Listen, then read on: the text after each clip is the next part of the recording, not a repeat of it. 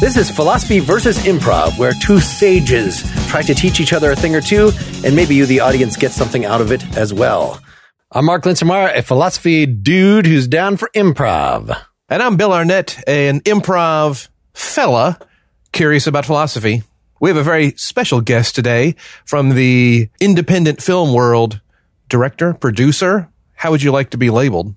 Yeah, filmmaker. I think it's pretty good. Filmmaker, okay. Jack Newell joining us at the PVI studios. And most importantly, Bill's friend. Well, yes. I think most importantly, and I think Mark would agree, that finding some different perspectives about improv and philosophy is a good thing. And I think, Jack, you tick those boxes for us. And the more we can build you up, then the better it sounds for Bill, that he has famous friends. Absolutely. Let's not... Yes, sure. This is all about Bill's self-aggrandizement, isn't it? As usual. I think the subject matter of where in this show, the crossroads in which this show lies, I find very interesting. And I think in my film work, I use improvisation as a technique or a tool. And I'm interested in exploring some of the deeper ideas about who are we as humans and all that other junk. So I think this is very interesting. I'm excited to sort of... Not excited to improvise, but very excited to have the conversation about the philosophical things around it. Okay, but you have improvised before. Mm-hmm. Yes, we have had guests who have never improvised before, and they do just fine. I feel they do just fine. Mark, you think they do okay? I think they do great. I think they're better than the experienced improvisers. Wow, all right. I hope they're not listening. And I have your IMDb page up, and I'm disappointed that Christmas with Felicity, one of your most recent things, is not, in fact, a revival of the show Felicity. I know. The Christmas special. Christmas with Felicity special. Where are they now? What is the length of her hair now? Exactly. Yeah, we got a good 45 minutes out of what's the length of her hair now in the 90-minute long movie. Or you would, I guess, if you actually did that movie. And 42 grams is not the sequel to 21 grams. Shockingly. I'm really letting you down here, I feel like, Mark. Pretty much if something's not a sequel, then I feel like it's probably, like, why even bother? I mean, if it's a sequel, then it's proven greatness. You had a lot of opportunities, Mark, in the weeks that we negotiated having Jack as a guest to figure out if he was, for real or not. And, going through his IMDb page now, it's a little... Why do it ahead of time when you can do it right now? Well, I think that's the other angle of it, is like getting you on the witness stand right now. Right. Is 42 grams a sequel to 21 grams? Yes or no? The answer is no. All right, then. I rest my case. You're a witness. You said earlier, Mr. Newell, that 42 grams is not a sequel to 21 grams. Is that true? I don't remember. Wow. Okay. Well, argumentative. Yeah, I object. Yeah. You're like boring courtroom.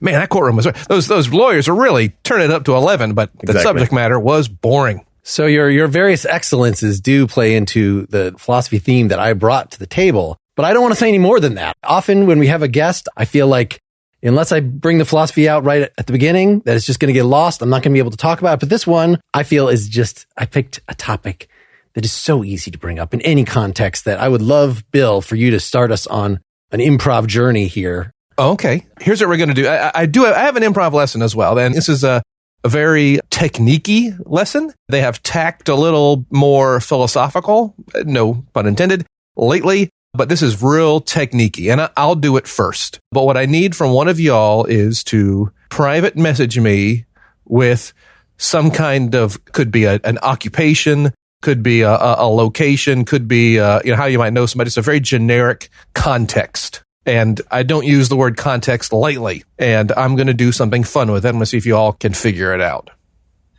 All right. Okay. Mark could have gone, he's gone kind of fun with it. That's fine. You think that's a fun job? You try. Well, no, but it's certainly not mundane. It's certainly not mundane, but that's fine. I love it, Mark. I love it. Nope. Don't stop typing. I can see your fingers typing. We're going to do it. All right. I put cloud fucker as my second suggestion. Okay, well, you know what? That is...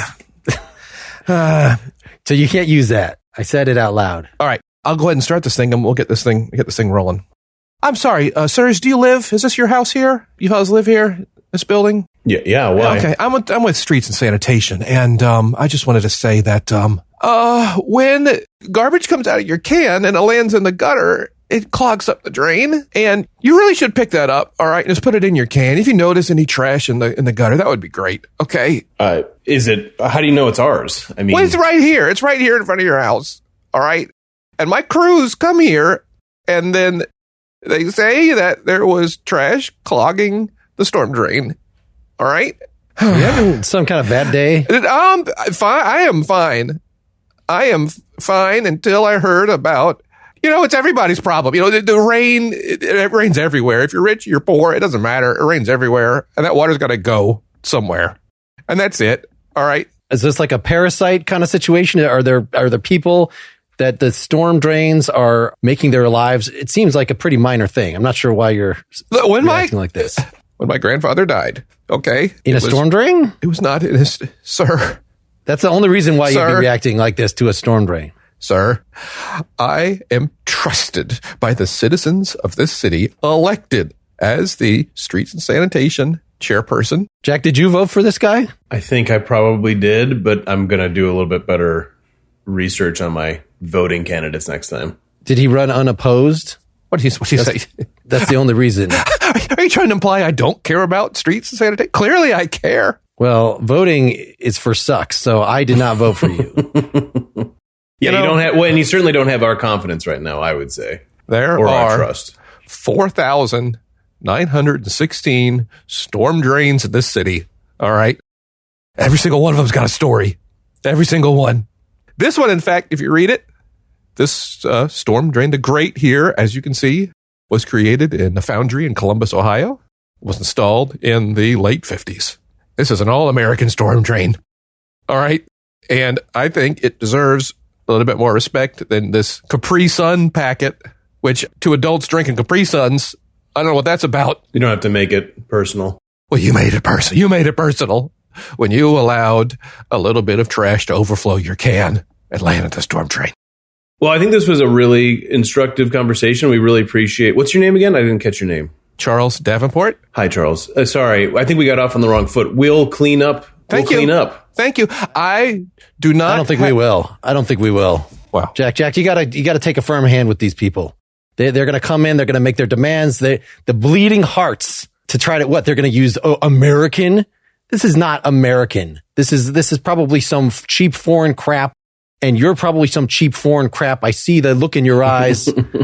I'm not sure what you think you can come around telling me what I can do with my property. The look in my eyes, really? You can tell. I did not vote and feel like that I didn't have a voice here. This is my domain, and maybe I should get my goddamn shotgun if you don't get off my property right now. First, I'd like you to know that the swale area between the sidewalk and the street is city property. That's A. B, I do not have the authority to cite or arrest in any regard. That does not stop me from writing a very nasty note on this pad of paper with the city's logo on it and leaving it.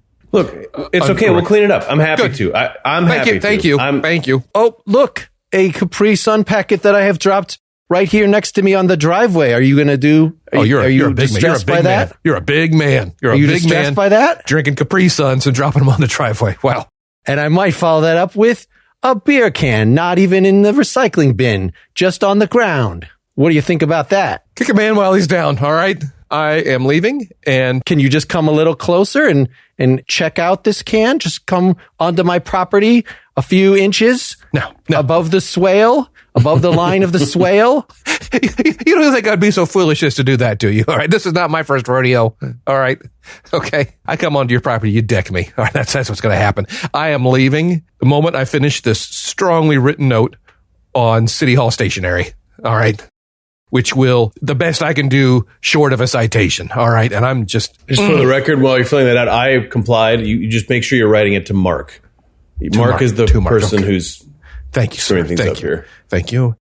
Yeah, just you move along. Move along now. Move along. Garbages and Capri Sun. Oh my God, is he gone yet? Signed. God, that guy is fucking Davenport. Terrifying. Streets insanity. His steely gaze. Jack, is he gone? Is he gone? Yes, he's walking away. What the? Oh, Jesus Christ. I thought for sure we were going Why down. are you poking with him? Why just let him write his thing and just forget about it? You don't understand. Maybe we should wrap this up. I'm going to just... I don't want to follow the logic of this. You made an interesting choice there, Mark. I wanted to see why you were all like... That was the punchline. I don't want to explain it. Was your interesting choice to be scared when he was gone. Fair enough. I guess I was using that.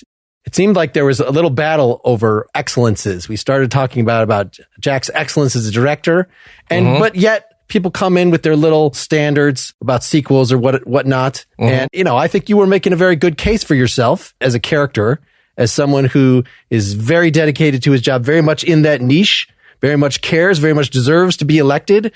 And yet the corresponding, what counts as a virtue, as an excellence in one area may not be acknowledged across the board.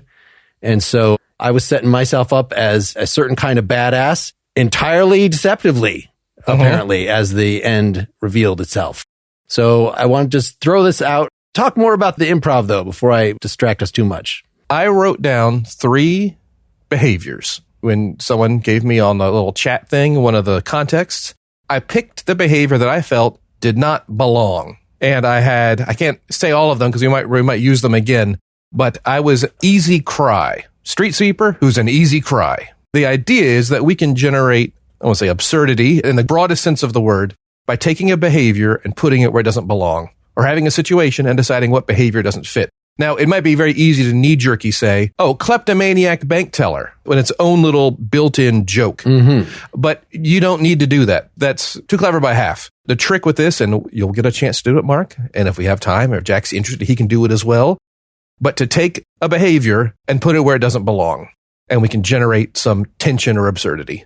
And I felt, you had told me street sweeper as the context. I'm like, great. Street sweeper was an easy cry. And I got into it pretty quick. I started crying pretty quick. Maybe I could have forestalled the crying, but I got into it pretty quick. It was a pre-existing condition cry. It was not even easily provoked.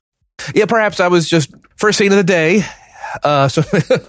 What's interesting, because it made me come up with a whole backstory, and then also made me go off on a really deep, and you probably saw my brain doing this because you guys can see me, like, this is a metaphor for America and for Trumpism and for the loudest minority ruling everything. And I just started building out that whole, I didn't want to do it. It just started happening because you came in with so much. And then Mark, when you went hard and I went like middle ground or whatever, just trying to find a way to, then I started thinking like, what does that say about me? Am I just letting them roll over us?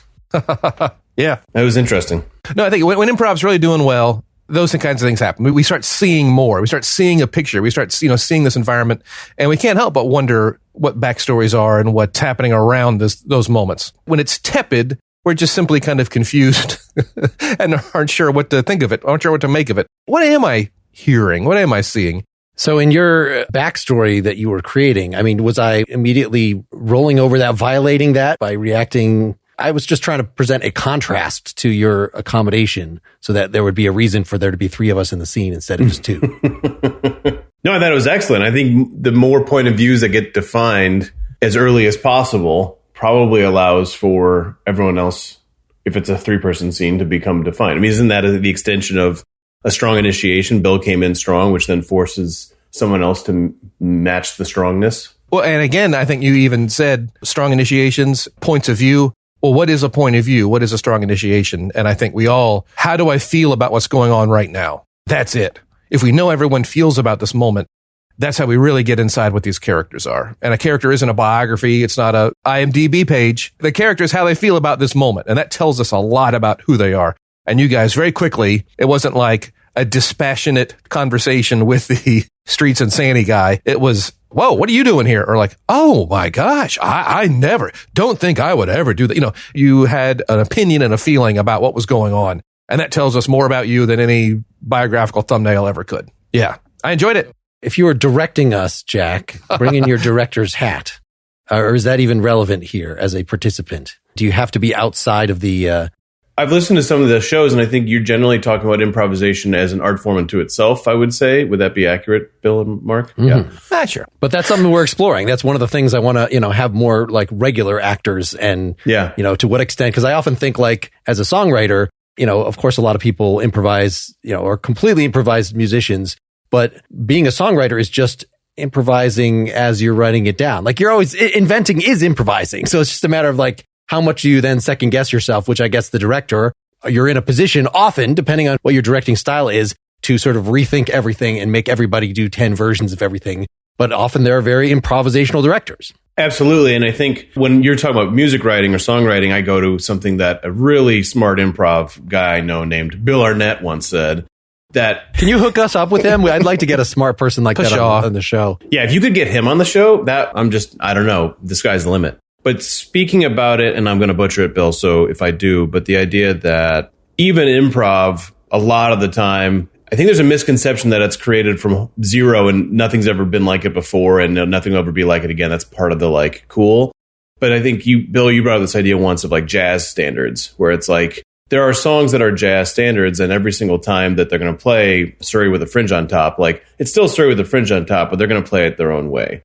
And I don't know if Surrey with a Fringe on Top is a jazz standard. It probably isn't, but I don't know, that's what I thought of. And where I'm going with this is that when I hear that jazz standard idea, I think about its structure, and it's like there's a beginning, there's a middle, and there's an end. And part of what's jazz interesting, not to be like the jazz improv guy right now, is watching the choice that they should have made if they're playing the song as is, and what are the choices they're making when they're playing the song as they're playing it. For film, when I think about it, to answer your question, Mark, my chief organizer is what is my structure of my movie, and how does this scene fit into the larger movie? But when you're in a scene, you're just trying to, I think, play the emotion, play the relationship, do those things. And so that's how I sort of see it come together. So I guess if I was giving direction on this scene, I would need to know a question there's no answer to, which is how does this fit into the larger narrative?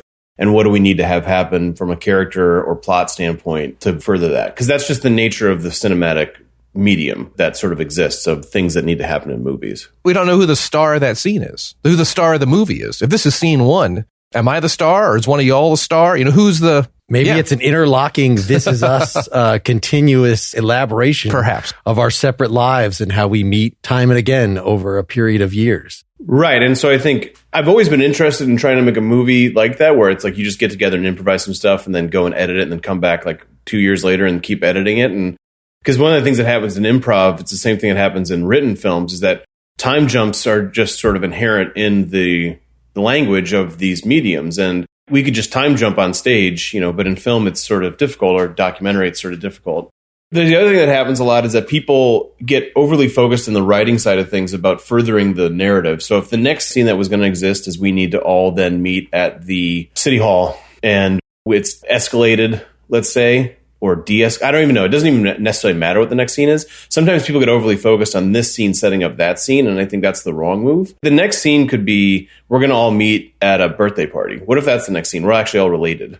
Like, do we need to know that in this scene for that to work? Or can we just cut to, hey, have the scene as is, and then we just cut to the next scene, and in that cut, we've actually told a lot of storytelling. We've learned a lot about characters by just seeing that, oh, wow, these people are all now together in this next thing. And then the audience is going to start doing a lot of interesting things too, and they start to engage and start to figure out like, oh, how does this all connect, and who are these to each other? I think sometimes that what next, to us, there might be a very obvious thing that jumps into our head. Well, clearly up next is they escalate this to the, courthouse or something, but that may not be obvious to everybody. And just because it's obvious to you or it's right in front of you doesn't mean it's the best choice or the only choice. And just because it is doesn't mean it ought to be. Right, Mark? And humans have a narrative bias. I mean, we're going to push towards trying to make it into a narrative. I think that takes a lot of the pressure off of us as creators to try to make the narrative sometimes, because the audience is going to do that. Unless they do it in the wrong way. They take it in the wrong direction. And part of how people are constructing the narrative and figuring out who the protagonist is and who to root for, right, is this judgment that maybe, I think we probably gave enough in that scene for audiences to find both Bill's character and mine despicable in some way. Jack's, maybe they don't know quite enough about, but he seemed a pretty reasonable guy. Maybe I'd say he's probably going to be the protagonist. But we don't really know, as you were saying, Jack, without the larger context, whether with my choice at the end, it was at least probably revealed that putting myself as some sort of Trumpian paragon of bravery was merely an act. But then maybe, and I kind of wanted to leave that. I wanted to end where we were. So that would be unknown. So we wouldn't, if anything, my character started despicable, became more despicable, but maybe there was something interesting going on there. Maybe we are running from the law. Maybe there's some reason for you to focus on this. So I guess that's why I'm focusing on virtues and excellences today, because I'm kind of wondering about, here's the transition, how essential that is for the way we make moral judgments, right? That you could just say, well, it's just what you do. I don't really care who you are. In fact, that's the attitude that my character, that, sort of get off my lawn, get out of my business. I only care about you insofar as you are doing something that affects me. I'm not necessarily interested. Maybe I have just a contempt for everybody, but you could take this in a less obnoxious way of, there's no point in judging other people, right? So we only care morally about actions. Whereas there's another whole school of philosophy, this virtue ethics, that really is about people make mistakes. You shouldn't be judged by your worst action. It's about developing strong character traits that we would find admirable in some way. And somebody who is, so you could use Trump as a good example. A lot of people admire him, think he's very just a powerful individual, even if you think that I don't like this thing that he did. I don't like this thing that he did. I guess I want to throw this out to you, what you think, not about Trump. I don't want to talk about Trump anymore. Yeah, I apologize for bringing him up. That's my fault. It's an interesting case study for this kind of ethics because, for instance, if you don't care about the virtues, if you just care about actions, and you might say, if somebody is a really clever thief or murderer, that just makes them worse, right? I don't care if they're clever. I don't care if they're a genius. It's if they're an evil genius, then no, that's the worst kind of evil. Whereas if you focus on virtues, you could say, well, yeah, sure, they're doing murderous thing. That's bad. I don't like that part. Yeah. But I sure admire this person.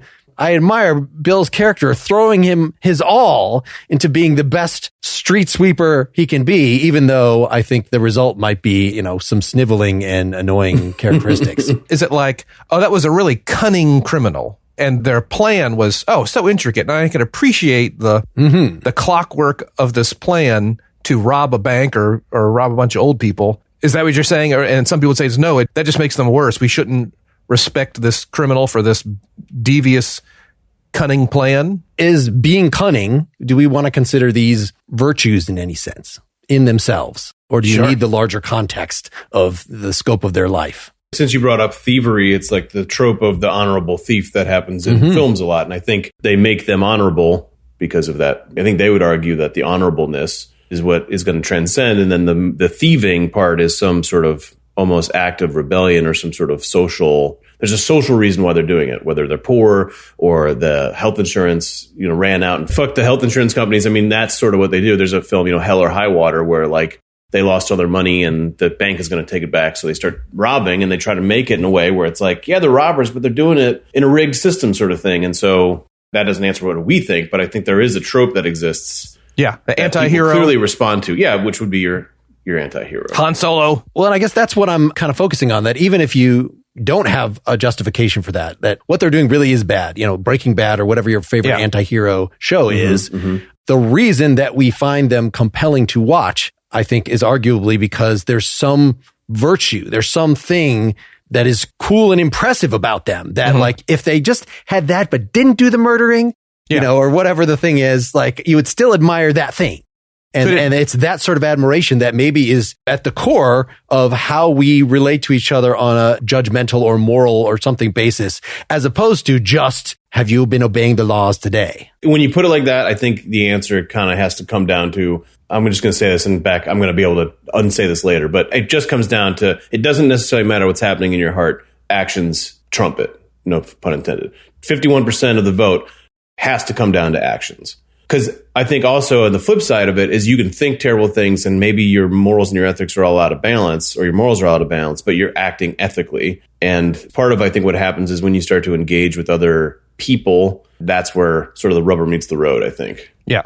If there's some crazy old guy lives down the street, pays his bills, keeps his yard clean, is pleasant, drives within the speed limit, yet when they're home alone and their door is closed, they just write this terrible manifesto that's racist and sexist and is that person good or evil? That's right. I was having a conversation with my sister-in-law the other day, and she was telling about dating this guy, and they were getting on real well, and it was early on, and got to a moment in the relationship where they learned a little bit more, and it found out that he legitimately believed that like lizard people were controlling things and all that. And although she liked him and she liked like his output and what was happening, it was very much a moment. So this is saying the opposite of what I just said, where she's like, yeah, I think we got to probably be done with this. So I guess it's not as easy as I maybe stated, but undoubtedly, just as you said, where the rubber meets the road, we've got to have lines that are, is this affecting other people?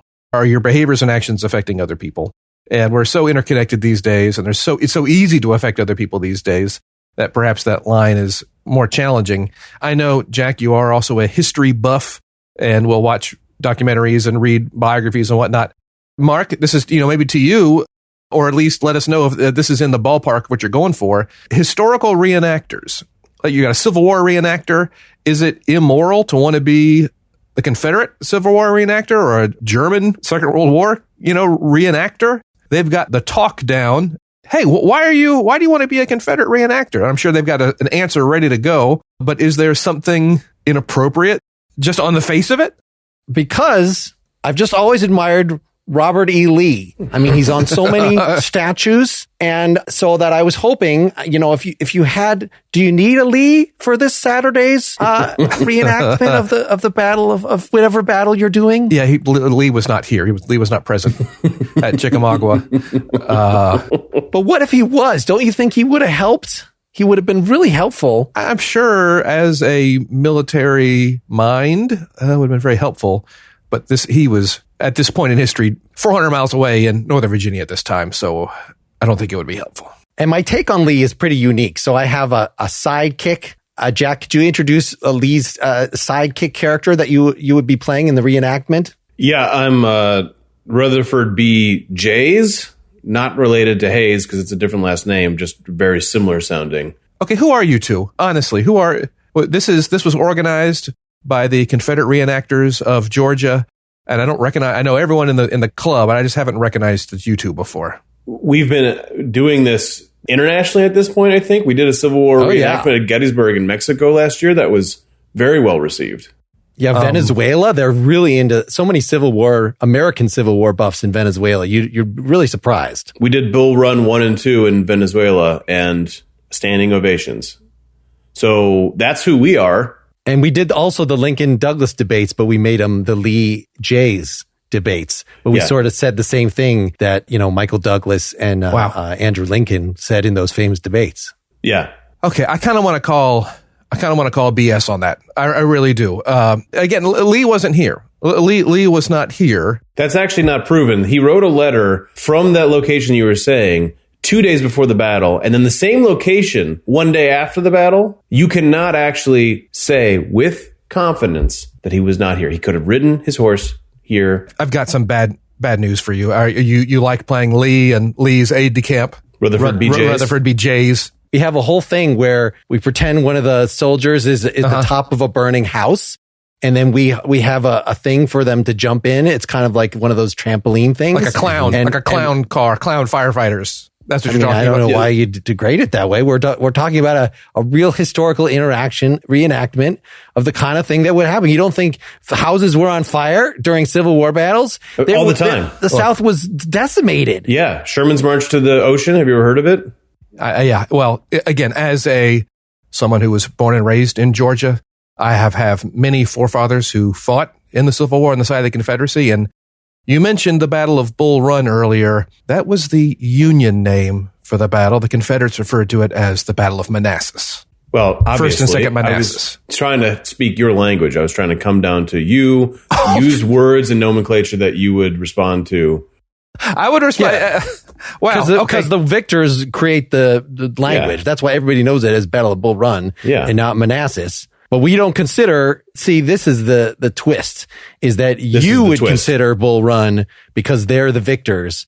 But we think that Lee and Rutherford B. Jays actually won the whole thing. I am glad you're here and I'm glad you care about history, but this isn't a joke. All right. This is a real thing. And it's hard enough having to convince members of the public and the media why we even need to recreate these battles and why we even need to spend time and energy putting on Confederate uniforms in the name of completeness and representing history. People have a hard enough time separating the history and the repercussions of the history. And there's a snack bar. If you guys want to go down to the snack bar, you can get there's some really good. There's a great saying I'd recommend you just leave. Yeah. That you never want to let the truth get in the way of a good story. That was Ronald Reagan.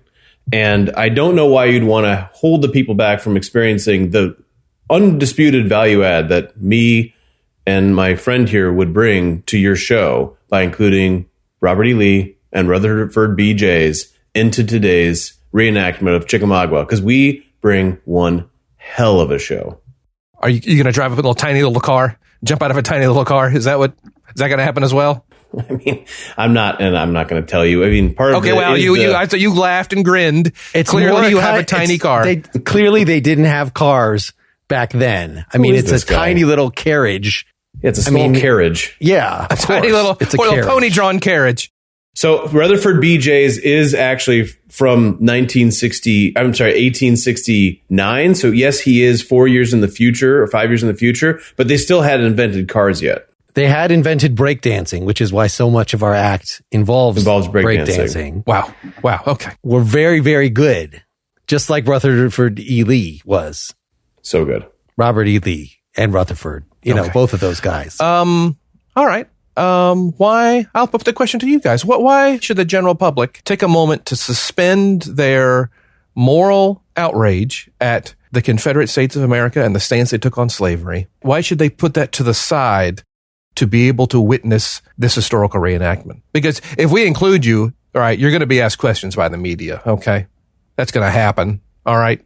And I want to know that your heart's in the right place and that you have an understanding. Well, people have to see that even though, yes, there were bad things that were done, the whole thing was based on slavery and slavery was very bad, that these people were fucking awesome. That Robert E. Lee and his sidekick, Rutherford B. Jays, that they, like, when they get and they do the worm and they start like they do the worm, the popping and the locking, and people are just like, first they want to learn more about history. They're proud of their culture and they go home, they buy more beer, honestly. So that's really why you want to make sure. They need to see that two rad dudes can be a part of something that was morally reprehensible and still be two rad dudes. That is the thing that Southern people today, when they think about their ancestors, like, well, were my ancestors bad? Well, yeah, they were torturing black people and they had slaves, but maybe they could also pop and lock. Maybe they also had virtues, and I can still be proud of them for that, even as I do not like the bad things they did. First things first, proud is a 4-letter word around here. You cannot say proud or pride. We can't say that. That will be seized upon. And the second thing I'll say is this: we will take a break in the middle of the battle. And perhaps if you want to take the field and do your little show, that would be fine. Great. Sure. All right. So it's $1,500 for the first 20 minutes. And then it's $1,200 for every 10 minutes after that. Most clients go for the 4-hour show. So and then we also do a pass the hat. Yeah. In addition to that, all of the reenactors here paid to be here. You've got the economics entirely inverted. People are paying you money to pretend to be a person who owns slaves. They have to rent the battlefield. We have to get uniforms and equipment. We kind of camp out here overnight. It's period tents, period clothes, and period food as well. And oh God, yeah, you guys have a serious self-esteem problem. I mean, you're not proud of what you're doing. You're not proud of your ancestors. You'll pay. People should pay you to be the reenactors. I mean, it's so goddamn entertaining. Maybe you just don't do it right. You don't do enough popping. And not even enough locking. Hey, awesome. Very fun. Very fun.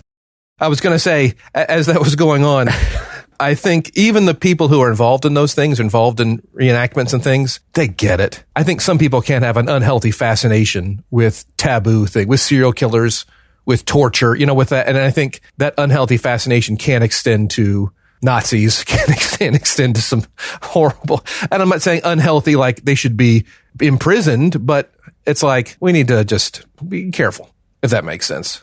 Don't worry, I edited most of the racist stuff out of what we just said. In the final cut, this whole scene will be about 30 seconds. Yeah. And also when Jack was like, now I do want to be the improv jazz guy. And then he scatted for 5 minutes. Yeah. I took that out because that was, that was really obscene. I mean, scatting. Is that what you're going for, Mark? Should we separate the person from the actions or should we not? I think there are definitely in this day and age with social media and with people able to fire off tweets, it's very, very easy to, I don't want to say the CC words, but it's very, very easy to not contextualize people's actions when you're limited to the number of characters. You can't really contextualize that. Is that what we're going for here? I feel like even though what you guys were saying that, it comes down to when your actions are affecting other people, like, okay, there's definitely something to that.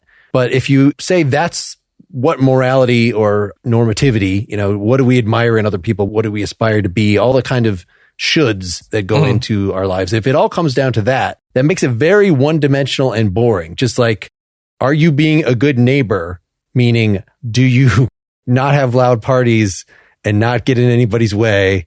And like, that's all we want out of people is for them to be just small and herd-like and not offensive. Or is there something more that we would hope for ourselves and for the people that we want to be around, that would make them actually impressive? And a lot of the things like Picasso or what, name somebody that seems to have some really impressive features. You probably learn more about them and find out they were dirtbags in some way, like that they were horrible you wouldn't want them as your neighbor. Picasso specifically was a terrible human being. Oh, yeah. Or Woody Allen or Roman Polanski. Those are just to name some movie people who have been under the microscope. Hearing you ask that question, Mark, I think as a citizen in this country and as a fellow citizen and as someone who has a neighbor, I might say that I would just love people to let us get along. But if I'm looking at it from an art point of view or as a director or a filmmaker point of view, this goes against what my initial statement was, that it doesn't necessarily matter what's going on inside of you, but actions count. I think the most important thing that drives art is intentionality. And so I think intentionality is purely internal and it informs your action taken. In this regard, it would be the art you create. And so I think that the intention, we would want more from our fellow people. We want that intentionality, or we want what's happening on the inside to match with their outside deeds. Yeah. So then I don't know what the answer is. Well, that's a different flavor of, if you've sort of taken an intro ethics course, they might say, well, there's virtue ethics that I've been talking about. There's consequentialism, which actually looks at what do you actually do? In other words, if you're driving drunk and nothing happens, well, then you were just a little negligent. But if you're driving drunk and you kill somebody, you're a murderer. Like, should those two crimes be the same? Yes, and then the third one is deontology, is this focus. It's not even so much on actions as like the action you intend. So Emmanuel Kant is the big name in here that like the only thing, he's the guy that is kind of like the very clever murderer, the very crafty thief. Those just make them worse because the only thing that matters is your good intentions, your goodwill. You're trying to do the right thing, which, you're not even just what you're trying to do, but like why you're trying to do it. Are you trying to do it because it'll make you look good? Are you trying to do it because no, that's just the right thing. It's your duty. And that for him determines what makes the best kind of person. But then we get into relativism, right? Relativism, because it's like, who's to say what's the quote unquote right thing? Yeah. And I think I have been, as you know, Mark, painfully utilitarian in all these things. It's like, why are those three philosophies?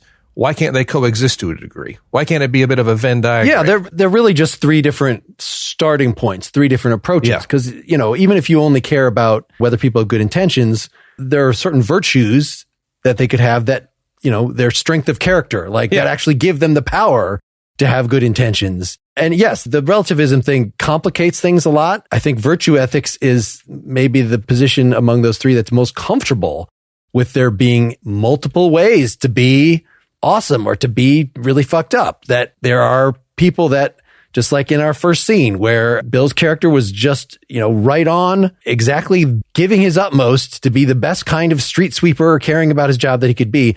But from another point of view, who's a sniveling, annoying asshole. Wow. That's maybe going too far, but in my character's initial point of view, and likewise what we were trying to set up there, no. I think believing that there's a certain moral arrogance about our ability to figure out what's right and wrong in a non-controversial way that goes with like, I'm going to judge you based on your actions, or I'm going to judge you based on your motives. And usually it's not that hard to figure out though, right? Did you hurt people or not, right? It seems like that's something we can mostly know. Maybe we disagree about whether the camp that you made your kids go to try to reform their behavior from being gay or whatever. You could disagree about whether that was actually helping them or not. But for the most part, hopefully we can, even in a case like that, scientists can tell us, yeah, that's actually pretty messed up. Don't do that to your kid, etc. I have a question for you, Jack. When I was a kid, and certainly Mark, and you as well, we maybe have a couple of years on you, G.I. Joe and war movies and people, there's so much, they're so violent. As kids are watching these cartoons and they're so violent. This is terrible. Why would we do this to our kids? Now, kids today love superheroes and Star Wars, which I would say is just as violent. These superhero movies, it's like literally Thanos was destroyed by punching.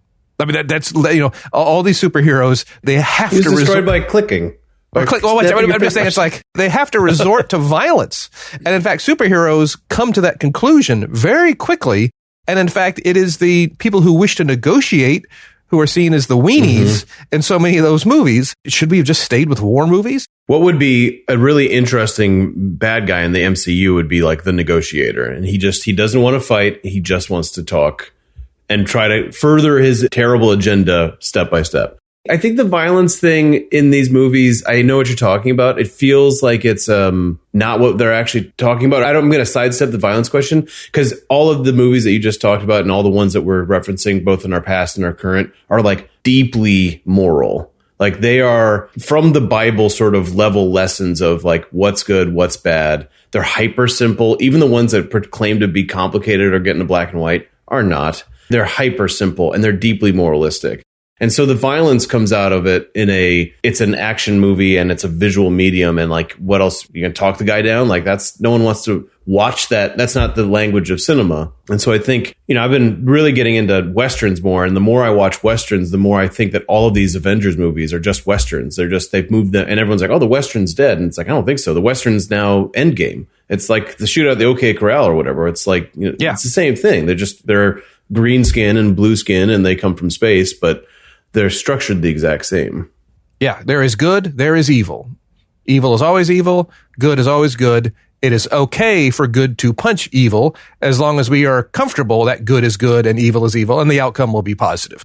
There's two films, and you can definitely cut this part out if you guys want to, but it's High Noon, which came out, Gary Cooper, and the point is that he's the sheriff in town and the bad guy is getting out. The guy that he put away is getting off on parole this day and he's coming back into town and he's definitely going to kill Gary Cooper.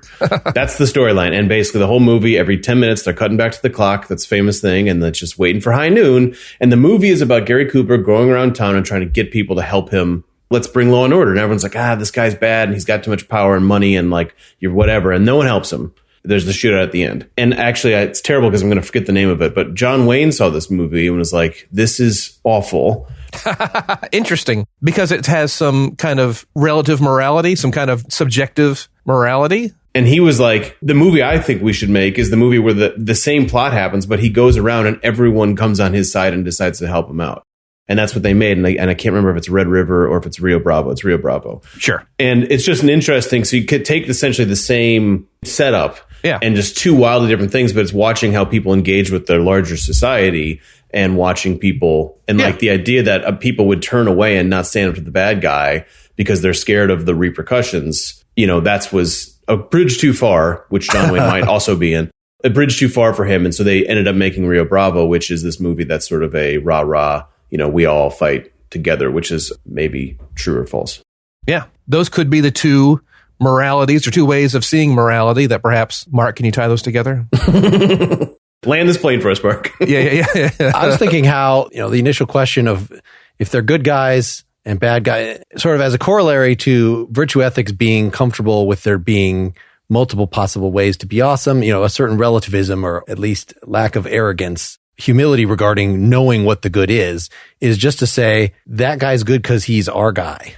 Of course, movies or old movies, Westerns are not known for their moral subtlety, right? That's sort of been the great thing about newer Westerns, about actually exploring or newer superhero things. Like, wouldn't being the kind of person who goes around punching in the face, wouldn't that make you kind of messed up? So that's the whole point of Watchmen and other stuff like that. But Yeah, so it is the typical, more propagandist, simplistic take on ethics is in those films, in fact, taking the side of one of the sides. And, so of course the Indians or whoever the bad guys are just the people from the foreign countries, often the terrorists. They're just bad, and we'll just show them as bad in every way. And it doesn't matter then what means the hero wields to take them down, because we've already established that he's the good guy. He is the hero. And we just don't have to argue about these things. Hopefully, as filmmakers that are trying to manipulate the audience, we at least have the bad guys senselessly kill someone near the beginning so that you're like, oh, I really hate that guy. Even though there might be such badasses when they are facing the bad guy, but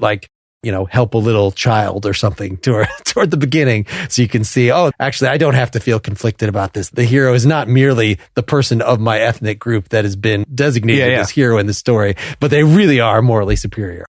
Did you say something about being mean to animals is like the filmmaker's like go-to, or like their ace in the hole to make someone evil? It's like, oh, they kicked a dog. They deserved everything that they're gonna get. Yeah, there was some. It came out a couple of years ago, but someone was like, it's harder to kill a dog in a movie than a person, like in a movie. People get killed all the time in movies, but when's the last time? I mean, there's an entire movie franchise built on a character whose dog gets murdered, and that movie franchise is called John Wick. And why people connect, I think, honestly, deeply with that movie is because the dog gets killed. Yeah. And then it's pretty easy to just go along for the ride. Yeah. And now John Wick can kill thousands, 20s of people because someone killed a dog. Yeah. And it's a bit silly and people sort of know it, but it's also, there's a deeper thing going on there. It works. You can't say it doesn't work. It's interesting too, Mark, hearing you, so much of it is dependent upon like, when do you enter into the story? And it's like, if you had started that story you're saying where like that innocent person gets killed by our hero, if that's the first thing you see of our hero, that completely changes your experience with who that person is. You might not be so open to them thinking that they're just straight the hero, even if they're doing heroic stuff. That you would feel like, oh, I don't know about this. But because you start with them seeing them doing either being attacked or they're saving the cat, quote unquote, you all of a sudden imprint on them. It's like, oh, they're good. And then you're willing to go wherever they want to go. Now I need to go watch a bunch of less well-regarded superhero movies. But are they missing that good is good and evil is evil? Are they too, well, maybe this villain, there's some inner tension and maybe it's like, well, now this is a different movie. This can't be a superhero. This can't be a general population superhero movie. It's like, we got to make sure evil is evil and we can't overthink it. I think that probably would be part of the problem. It's interesting going back to that first scene, Mark, because the way I think about that first scene could even be that the main character of that first scene is none of us. It could be the little girl who's watching this exchange happen, and she's actually the main character of that movie. And that's the thing with film, is that the other aspect is, how are you using the tools of cinema to tell story? And so in an improv scene or on a radio show, the audience is putting their own close-up on who they think is the hero. But in a film, you're doing that. And so to that point, Bill, I think it's a bit dependent on like, how are people set up in the audience's mind by the filmmakers. All right. So in post, that first scene ended with us being frightened of the law or whatever, looking out at the camera, and then it pulls back and we're little motes in the eye of an innocent girl who's staring, and that is, and then the opening credits start. So this whole thing was a and teaser. The Oscar goes to the director. Yeah, right. It's Jack's vision. I was just being the cinematographer there. To take this back to the improv lesson, Mark, when you came in as the Robert E. Lee impersonator, what was the behavior that you had that didn't fit in the context of Civil War reenactor? Well, I had already forgotten that we were doing that. I noticed, Mark. But I can say that it was having so much fun with it, making it a performance. I mean, that was at least where the joke ended up being, that we are actually some sort of little circus. This is a solemn moment. This is a solemn moment. And in fact, I think those Civil War reenactors have to make sure it is solemn, even if they don't want it to be. They've got to kind of play, if this is going to be accepted by the general public or a good chunk of the public, then they do need to jack up the solemnity a little bit. And we can't be making jokes about this. And many of them probably don't want jokes to be made about it, but we can shoehorn the improv lesson in there, I think. Before Jack delivers his verdict on which of these lessons were more powerful, I feel like just my slowness as a learner, it's more as I'm editing it, as I'm going back through it, as the same lesson is hit on in various forms over a couple. Then I finally, we had as a past lesson, you have to care. You have to have an emotional reaction. You can't just be sort of puzzling out what's going on with it, so that's why I'm coming in so hot in the first scene of like, sure, I got to have an attitude right from the beginning, so it could be that even though your lesson was so glanced off my consciousness that I didn't even remember it when we were starting the second scene, that doesn't mean that I have not learned it and that it will not plug into, the future eventual. Could we say that immorality is context dependent? Is Max moral? He is the hero living in this wasteland. All the heroes in a war movie or something are living terrible things and doing terrible things, yet we understand that morality in that context is different. And does that cloud or confuse things? And it's like, if you live on a farm, you're dealing with death all the time. And it's like, well, we got too many cats on the farm. We have to go kill some. Like I have had multiple people who have grown up on farms have told me stories about like, yeah, we had to kill some of the farm cats because there were just too many of them. Some of the kittens, they're each horrible in their own regard. And maybe in the after party, in the listener supported portion, we can talk about some of the horrible ways that excess farm cats were disposed of. But, and again, for people, that's, you got to pay for that content.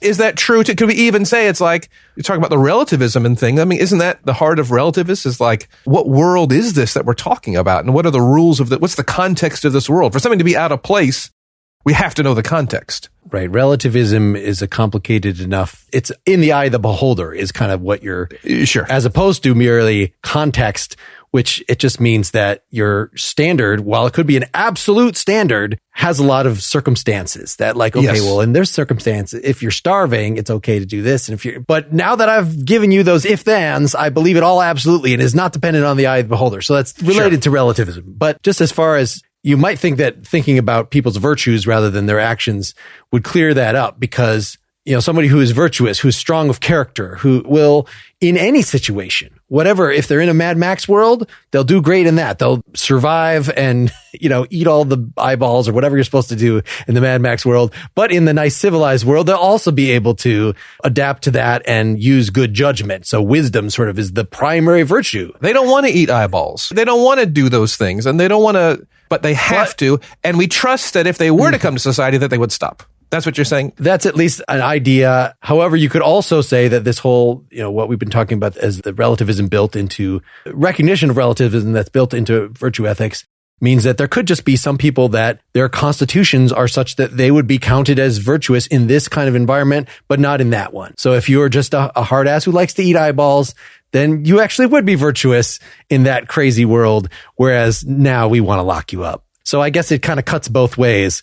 I don't know if I just made things more confusing, but Jack, you're the judge today. You have to decide whether the improv lesson or the philosophy lesson is more virtuous, is better in itself, is going to have more of an effect on the world, has the right motives, however you want to think about it. Before I judge, can I ask you a question? Sure. I'm okay with that. Maybe Mark isn't. Mark is the kind of person who doesn't approve of questions. What does that say? What does that say about the man's character? Bill, how do you view improv as an art form? What kind of art form is it? Is it a communication art form? Is it a storytelling art form? Is it a... Is it an art form at all? I mean, when does doodling become art? And I think that... I mean, when you're Picasso and you can sell it for $50 million and it ends up in a museum, I mean, isn't that art? Oh, boy. Gee whiz. Well, I think that there's an intent, I think. And I think there's a number of factors that go into making something art. Just because you can sell it, I don't think that necessarily makes it art. If Picasso knowingly doodles on the back of a napkin, knowing that, and then signs it, knowing that it's going to sell for, 10 grand, I don't think that suddenly makes it. That makes it a collectible, it's like an NFT, but I don't think that makes it art. And I think a good chunk of improv, we might see it as, I don't want to say entertainment, but like just people having fun, people just doodling, I think when it is artistic, I would say it probably is storytelling. But again, storytelling in the way that it can be about the story of people's lives and the story of people's changes in their lives and how they view the world. Is that an answer? Wonderful answer. So, Mark, who I have to decide who wins how? There's no pre-existing standards. You create the standards yourself. We've made this into a sports sort of thing. And it's a thing now. You know, it has no implications as far as you know. Maybe there's betting among the audience on it. That's really what it comes down to. And I have to decide, sorry if I'm being obtuse, I have to decide which lesson wins. Not necessarily which of us wins, but which lesson wins today. When you're walking away, okay, I'm going to give you a standard. I'm going to give you a suggested standard. When you're walking away from this, which thing are you going to think about more? Mm-hmm. Rutherford BJ's, and why did I say that? No. You could say that the improv was a more profound experience. That is totally fine. I think the answer for me would be probably the philosophy side of things, trying to take it all and put it into some sort of organization that, you know, we can sort of respond to. I think that's probably what I took out of it. That's fine. And in fact, I wish we had talked about this earlier. All those different philosophical notions that Mark mentioned, couldn't we say that the action in many of these movies is the friction between those points of view? Absolutely. I think the most that any of these movies deal with any sort of complexity is in watching the hero struggle with it and then fall clearly on a very moral point of view. So the most that they'll do, even Watchmen or any of these other ones, they'll get into it, and it's just like, how deeply are they wading into the pool of this? But they, by the end, have scurried very far out of it. How do we judge morality?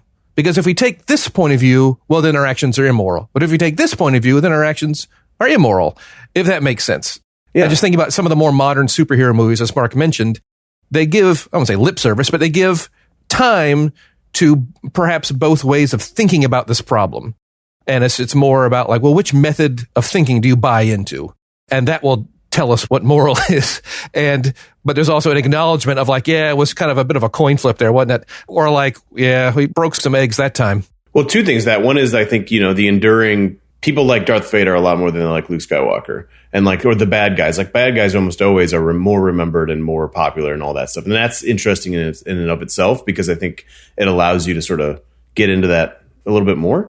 The other thing I was going to say, and why I was asking how you view improv and what kind of art form it is, and this is, I'm just approaching this as my personal point of view. And since we started with me talking about setting me up as a filmmaker, that's how I'm sort of viewing everything. And that's also just how I walk through my life, which is too bad for my wife, I guess, because all I do is think about movies. The problem is Mad Max or any of these things that we brought up is that they aren't, Mad Max doesn't exist. It's always living within the frame of a story. And like, the story is always for the audience. And I think that's why I was asking the question about how does improv fit? And if it's a storytelling thing, then whatever. It's just sort of, that's how I look at it. Well, yeah, it's the same thing. It's like, I'll tell you what's moral when you tell me the two constructs that are at odds. Mm-hmm. And I'll judge those constructs, and which construct I see to be most sound. Well, then that will tell me, you know, we're kind of a step away from morality, if that makes, I don't know, Mark. Are we in the list? Enjoy your victory, Mark. Enjoy your victory. Thank you, Jack. So a pleasure, a real pleasure. Thanks, guys. This was interesting. Yeah, thank you. Great fun. Great fun having you. Thanks, listeners. Thanks for listening to Philosophy versus Improv. Make sure you're subscribed directly to the Philosophy versus Improv feed. You can find links to do that at philosophyimprov.com. We're now in the last few episodes of our season 1 of this podcast, and I want to again push you to help make season 2 a reality by supporting us at patreon.com/philosophyimprov. We have recently put up 2 supporter-only discussions between me and Bill, and are going to put up more if we get more people signed up. Your support, even at a very small financial level, tells us that you like the show, you want to continue to happen. And as a bonus, you won't have to hear advertisements on episodes if you get the feed through Patreon. So go to the Patreon page, or all the ins and outs are explained at philosophyimprov.com/support. Thanks for listening. Have a great day. I should sell my soul. Bankrupt.